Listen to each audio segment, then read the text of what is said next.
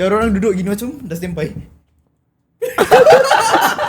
So aku nak pergi kat pregnant woman tu macam ada obstacle gitu kan. Macam Oh ramai lah. ramai.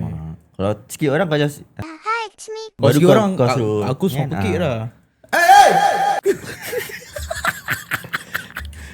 Tak lah kan. itu kau pergi. Tak lah.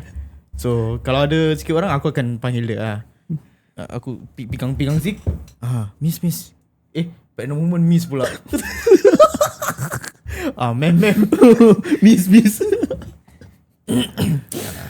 Tapi laju pula bila duduk. Laju duk.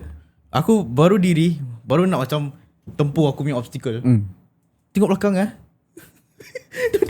dah orang duduk gini macam dah standby.